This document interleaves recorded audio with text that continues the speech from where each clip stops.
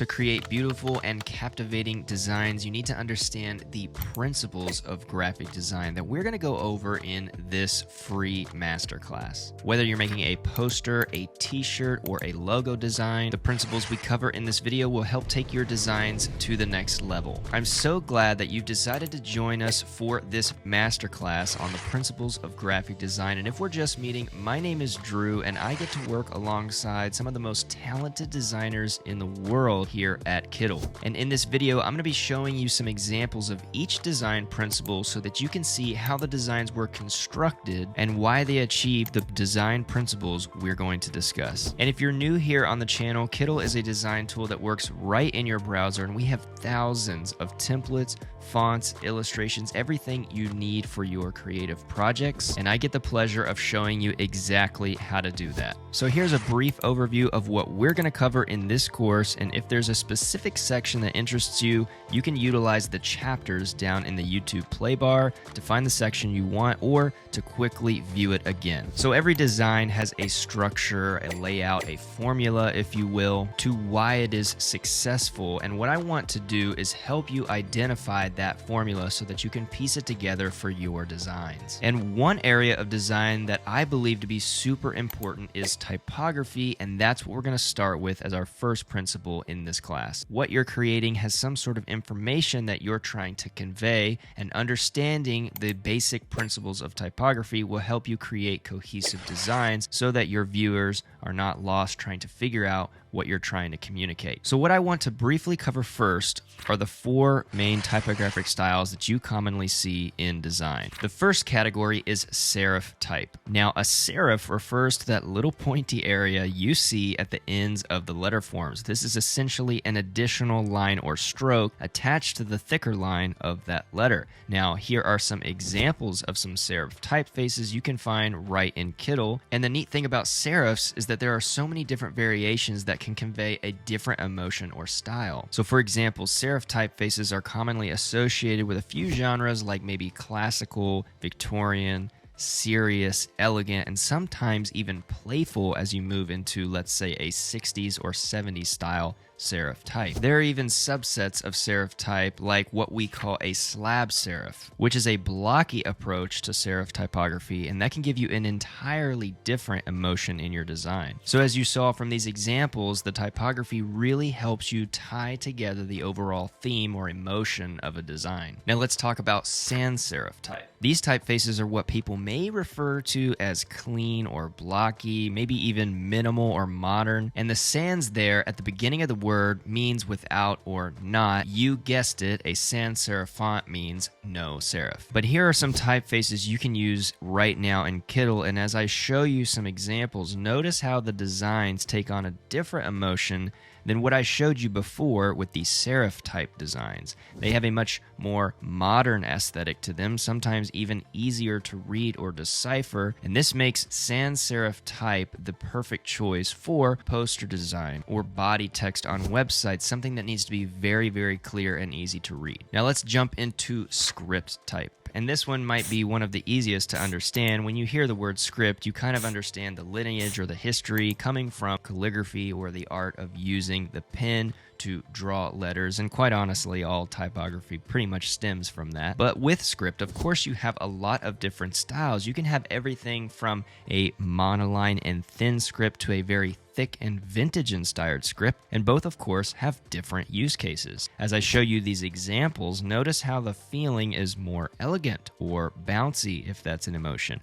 Maybe even luxurious at times. And because script fonts have this more personal touch to them, they make an amazing choice for your wedding card invitations, or maybe a premium spirits brand where you have that signature on a whiskey or a vodka bottle. Okay, the last common type style we're going to talk about is display type, and others may commonly refer to this as decorative type. And the reason that these typefaces don't necessarily adhere to the other three categories is, well, because they were built for a different purpose, and they're a bit bit wild at times, so they don't really play by the rules of the other three categories. And they all vary so greatly, so let's look at some of these examples and see for yourself why they belong in a category of their own, even though you still perceive an emotion or feeling or idea of the design that's tied together by the use of this display type. Now, of course, because typefaces and fonts vary so greatly, there's no one hard and fast definition or rule for how you have to use a serif or sans serif or decorative or whatever kind of type. As you start to play with type in your design, you'll start to understand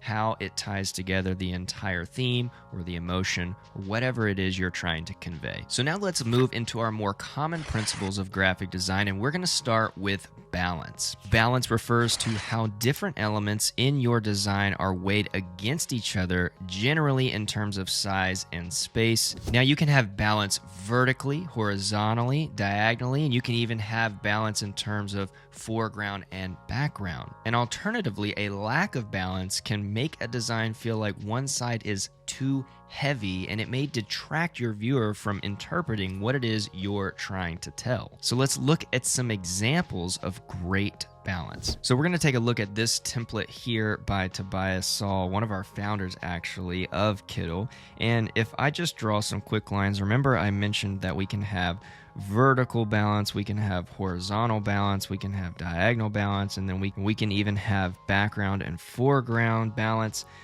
But what I want to mention specifically about this design is how there is no part of it that's necessarily feeling too heavy, right? So we have this illustration up top, but then to balance it or to counteract it, we have this beautiful badge down here along with some type over to the side, okay? So it doesn't ever look like there's one specific part of the design that's necessarily taking over the other side. So for example, if I just draw some quick circles just around the corners, for example, or the top and the bottom, and I connect all of these dots, we have a pretty awesome sense of balance here, right here.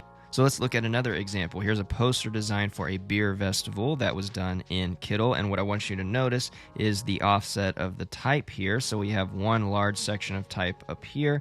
We have one large section of type here. And so again, if I draw some of my lines here, we still have a pretty good sense of balance overall in terms of the top to the bottom. And then to complete the whole thing, we have this really cool squiggly thing running throughout the entire sense of the design that then doesn't make the top nor the bottom feel too different. Now, let's jump into Kittl here for just a second. And if I were to start changing some of these elements, like for example, if I click this one here and I start to decrease this one, and I click this other text element here and I start to decrease that text, well, now we have some strange shapes being made and some space that's not necessarily balanced out. So now the top part feels a lot heavier. Whether or not that's the most important text, we haven't figured out yet, because the top feels a lot more heavy than the bottom, okay? And so alternatively, if we were to start taking text away, maybe we don't think the bottom text is most important. Well, now we are also slightly unbalanced because the top part still feels too heavy, and it could, tip that direction versus having all of this space down here, and generally just feels a little bit empty. The next principle is contrast, and this is one of the most important principles of design, in my opinion anyway. Now, contrast is the difference between elements in your design, which can be size of the different elements, so whether they're big or small, the colors within your design, and even textures, and all of these things can create contrast, and that will be used as a guide for your viewer to direct them to where the most important part of the design is, or the most important information. Contrast helps you do that. Now, without contrast, a design can look a little bit too vague or muted, and it will be hard to decipher what information is taking place. Let's take color, for example. If you're driving down the freeway or the highway and you see a billboard, the billboard background is completely red, and then the important text that's on the billboard is just a slightly lighter shade of red, you probably still won't be able to read it, and that is an example of a lack of contrast. So let's look at some examples. Here we have this amazing t-shirt design, Stay Positive, Be Powerful, and what I want to point out specifically is our contrast in color. So we also have some contrast in type, which is amazing. But first and foremost, we have the contrast in color. So obviously we see all of this space that is purple, and then we see some text that is white, and we also have black to offset that really light purple. So we have a very stark contrast between purple and black, and then we have a really nice, maybe a little bit more playful contrast between the script type and this really cool serif type. Now we are also throwing in some sans serif type as well, so we have a lot of different contrast at play. So what if we took this purple and maybe we wanted to be a darker purple? Well, now our contrast is slightly going away with the black. It's actually almost completely gone, and we can't really see the word powerful. Now, this darker color does still play well with the text, but it's definitely not as contrasty as if I put it back to that light purple. Let's look at another design that is doing contrast super well and in a variety of ways. So first and foremost, let's look at color. So we have this green here and we have this tan.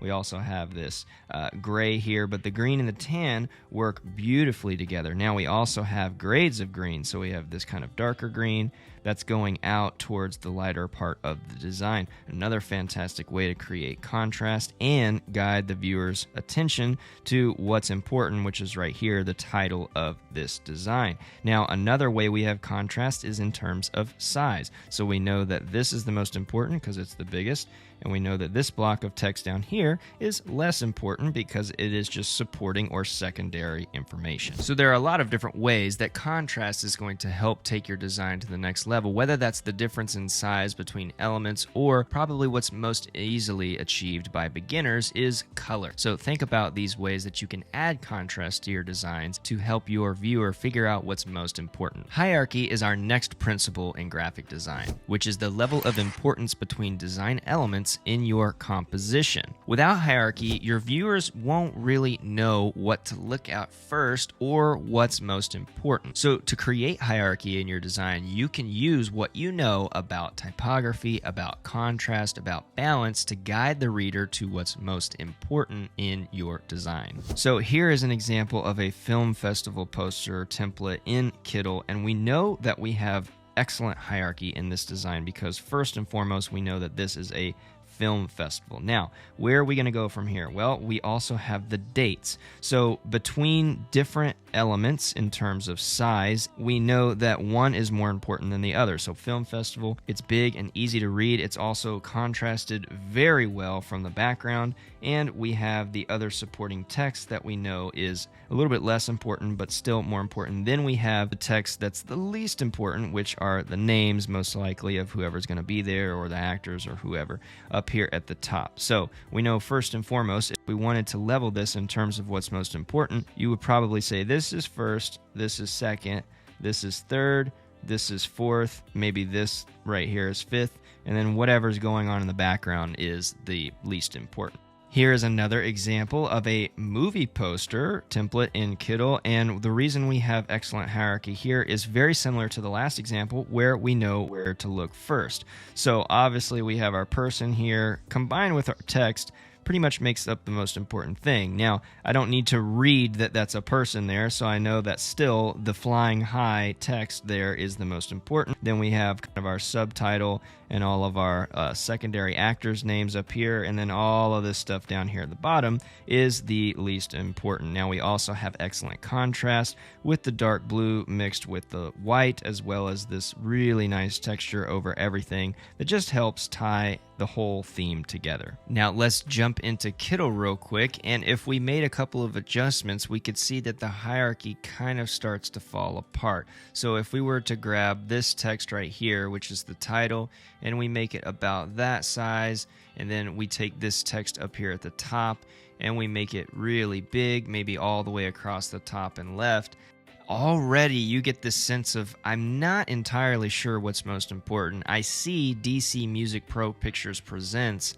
but that's not the title. So where's the title? Oh, it's down here, Flying High, right? So just with a couple of tweaks, we've completely destroyed the hierarchy within this design. So continue to think about what is most important in your designs, and make sure you're also using good contrast and other principles. The next design principle is unity. Unity refers to how well your type and elements correspond to each other within a design. Basically, do the elements match each other? If you're using a vintage serif typeface, do the elements correspond with that style in your design? Without unity, a design can feel a bit random or misplaced because you're adding different art styles that are fighting for superiority over in the design, and you don't have any cohesive style for your viewers to pick up on. In the example that I just gave you, which was a vintage serif font, we have elements within this design that correspond super well. So we have our type right here,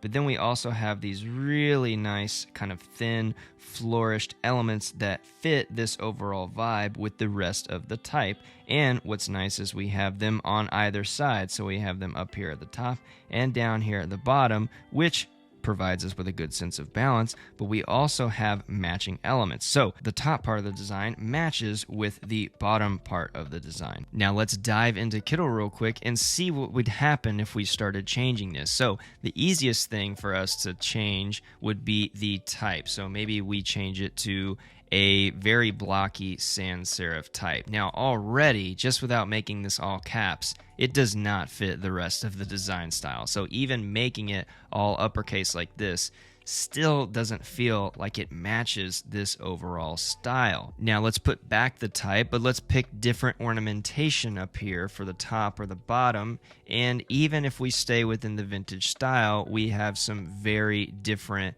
aesthetics or motifs going on. So let's say we wanted something more like this to house the entire text. So if I were to take off these top and bottom sections and I were to make this bigger, this calligraphy bigger, and then I could go in here, I could make my type just a little bit smaller, and instead of using distort, I could use something like the rise, make it go to the other section to kind of fit within this. But already, without doing any more tweaking, the design style does not fit each other. So the serif vintage type doesn't mix well with this very calligraphy style flourishing. So these are things to pay attention to when you're thinking about unity in your design. Let's look at another example. We have another film festival style poster design that was done in Kittl, and we have everything from the colors to the type choices to the kind of flow and shapes that are all unified in this design. So we don't have text that's not playing well with each other. We're using the same text throughout the entirety of the design. We have great balance between the top and the bottom, but we also have these little sections and little florals that all match each other. So even though we have leaves here that are more filled in, we also have these leaves or filigree elements that are pretty much in the same style but outlined, so reversed. So we have dark on light down here on the bottom, and then we have these outlined elements in the darker text here that help create this sense of unity. And all of that goes along with the style of text that's in this design. And then all of the other elements and illustrations and shapes and things support that within the design. Repetition is our next design principle. Repetition is utilizing the same visual element throughout a design to create consistency and familiarity. This could look like using the same typeface or a graphic element or even a pattern. Repetition can help a design feel balanced, and it gives it a sense of unity as well. Plus, it helps the viewer interpret and understand what you're trying to say. And hopefully you're starting to see how all of these principles play into each other, and you'll notice as the designs we look at pretty much include all of the principles we've discussed. So let's look at some good examples of repetition. So in this first example here, we have an Easter card, and the main element that is being repeated are all of these florals. So we have these beautiful white flowers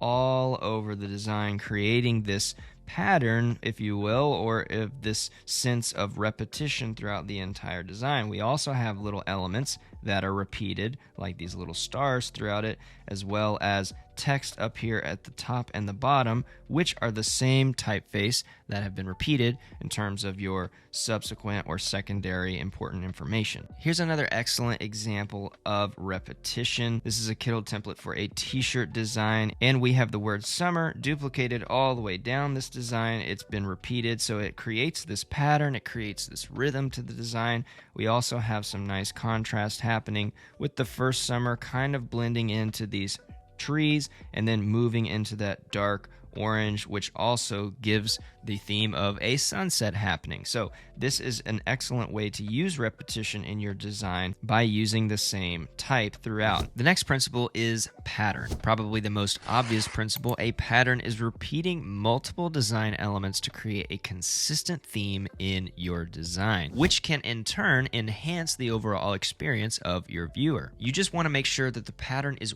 working for your design and not taking over your design, because with an overuse of pattern, your design can feel very clunky or overburdened and create the opposite effect for your viewer and make it hard to figure out what you're trying to convey. This would be the difference between a knitted quilt and a poster design. The pattern on the quilt is the design itself, and the poster design would just use the pattern to enhance the overall design. So let's look at some examples. In this poster design, we have a pattern of these different barbecue or grill illustrations that are happening. So we have a wing here, we have steak, we have corn, we have vegetables, and we have different parts of them that are making up this patterned design for this poster design. We also have this nice hatching or this etching throughout different parts of the design, which is a nice texture that then creates this sense of unity when you are seeing it across both the type and the illustrations. Here is another fantastic template in Kittl where we are using different shapes as patterns to make up part of this text. Now, this is a very intense version of utilizing pattern, but we have these shapes that are making up the corners of the letters here, and we also have a repetition in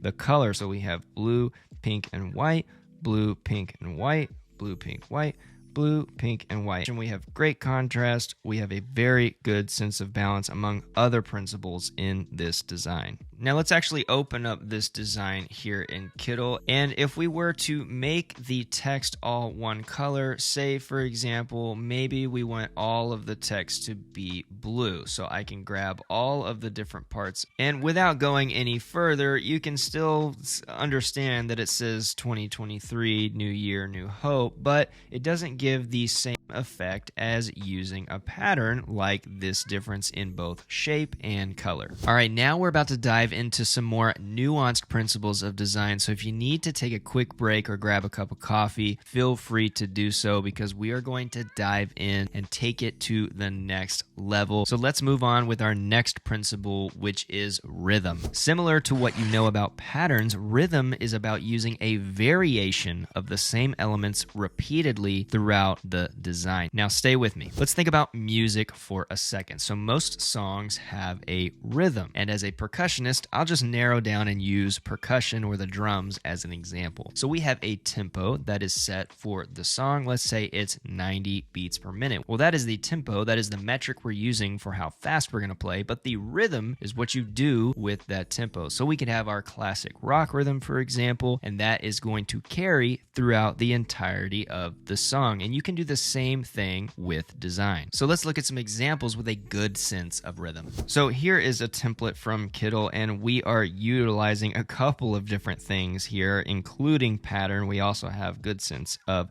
color, and we have this overall rhythm. If you'll notice, what we're doing is spelling out the word love. So if I cross the line down here across this way, you can see that there is L-O-V-E. Now, with each part of this shape, or a pie chart that's been cut off from one section, you can tell that each part of the shape is turning a different direction each time, and then what that does is continue on to the next section. So in the first column, we have L, and the second one, we have O-V-E, and so we have this rhythm that is drawing your eye from here all the way to the E down here at the bottom, or what would be easier is just connecting the L all the way down to the E. It's actually quite a brilliant template. So here is another example where rhythm is at play, because we have a sense of unity in all of these shapes being used. So we have these different square sections that aren't necessarily in any form or fashion, so they're not necessarily a pattern,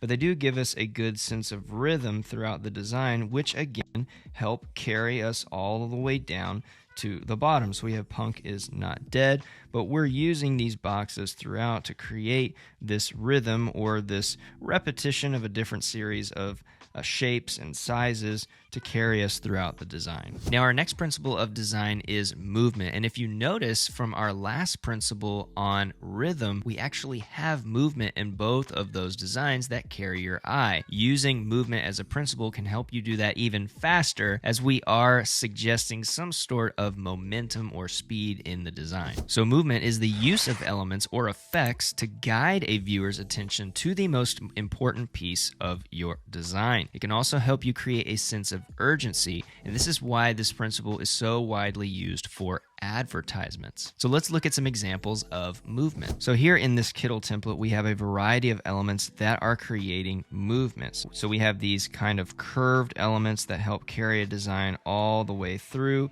moving from one section of the template to another section, or starting off the artboard, coming on and moving to the other side. So we also have this sense of moving from this section all the way down to this circular area right here. Now we also have movement in the type. So the type is curving all the way across the design, which kind of helps guide our attention. And we also have these little rays coming out of the side of the design that help us also go from the bottom left up to the top right, reading Flatland, a romance of many dimensions. It also kind of plays on the title of this design as well. So here's another Kittl template that utilizes movement. So not only do we have this surfer that's up in the foreground, it's actually looking kind of like it's coming towards you or off the front.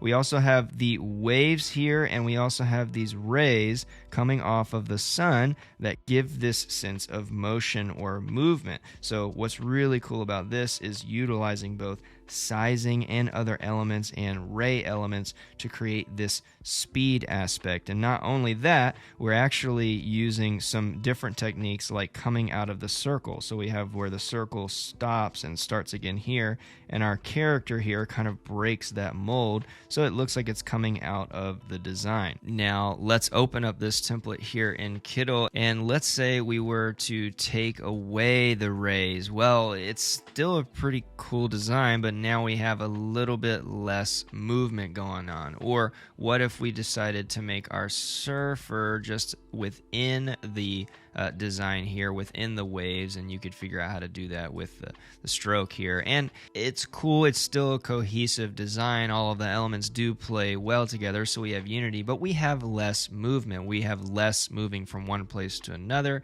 and it does not give you as much movement as if he's kind of breaking this mold here, and if we have the rays here in the background. The next principle is variety, which is creating contrast through the use of different shapes, images, or typographic elements. For example, we can mix organic and round shape with geometric square shapes, or we can mix a script font with a serif font to create visual interest. And if you think about it, this is a subset of contrast because we are using a difference in elements in terms of round versus square or script versus serif, but it helps to think about variety as its own principle so that you don't forget to include these things in your design. So let's look at some examples. So here we have a poster design in Kittl, and we have a couple of different things going on. We have variety not only in type, but also in different elements and shapes, and even a picture thrown in there. So the first and easiest one, I think, to pick up on would be the difference in your types. So we have a script font mixed with a serif font. Now we also have a difference in sizing. We have a very large left rectangular block here, and then we have a smaller one down here on the bottom. So we have some variety that's happening here that creates visual interest. Now, not only that, but we have a variety of elements that are on top of this block. So we have these kind of leaf elements here, and then down here in the bottom, we don't necessarily have individual leaves, but this is kind of the inside of a flower. So where this is inverted, this is the opposite. So we have yellow on red, and here we have red on yellow. Here's another example of a beautiful wedding invitation. First way we have some variety is with the type. So we have this beautiful vintage type up here, and then we also have this really elegant looking script down here at the bottom, as well as a little bit of a different serif style happening here in the text in the middle. So we have differences in type choices. We also have differences in elements. So we have some repetition in the style of these florals throughout,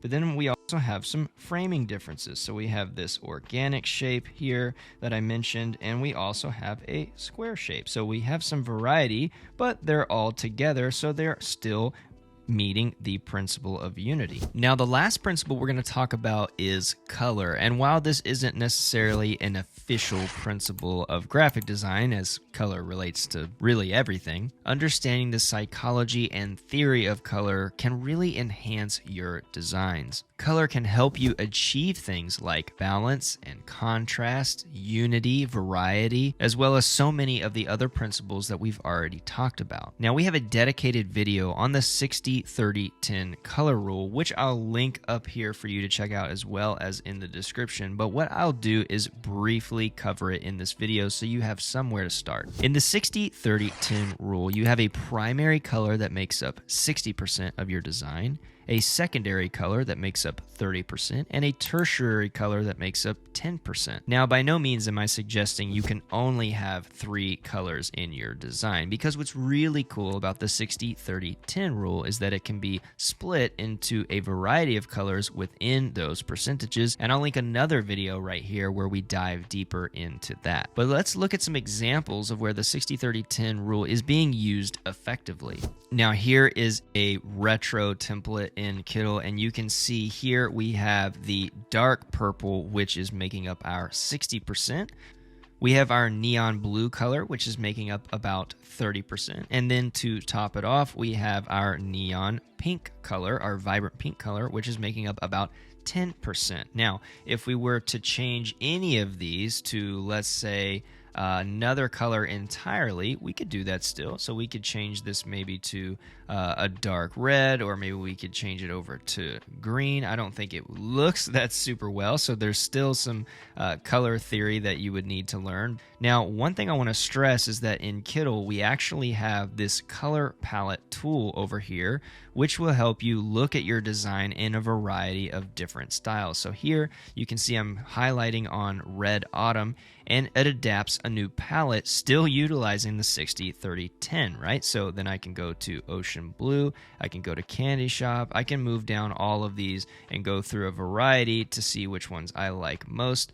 And you can start to get a sense for how colors work together cohesively. Now, here is another template, Let's Go Ghouls, which is a really cool Halloween-inspired t-shirt design, and we still are utilizing the 60-30-10. So with the 60, we have our bulk color, or our orange color, which is probably the color of the t-shirt itself. Our 60% we have as this brown color, which is on the type as well as all of the illustrations.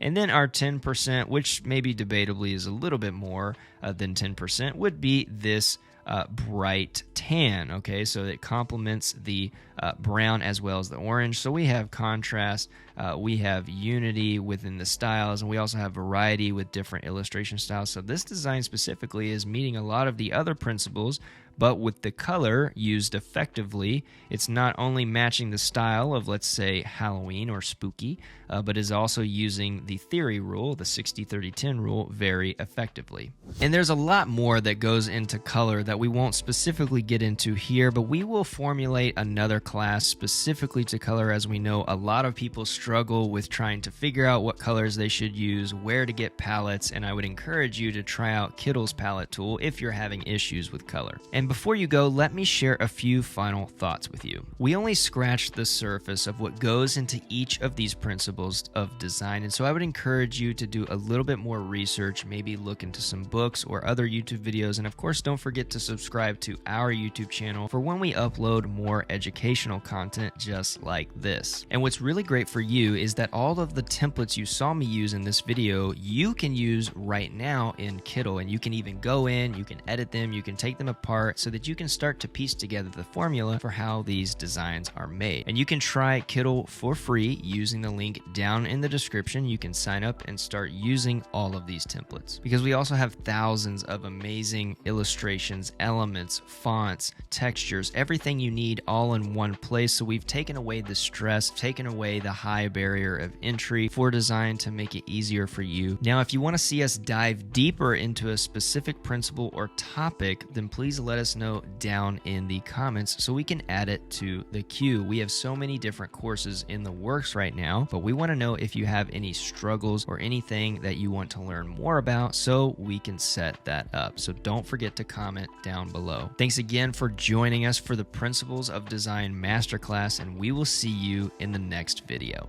Now, if you want to see other tutorials using Kittl, I have these videos here on my right that I know you're going to enjoy. Don't forget to subscribe to the channel so you don't miss any upcoming videos and features and things like that. Thank you so much for watching, and I will see you in the next video.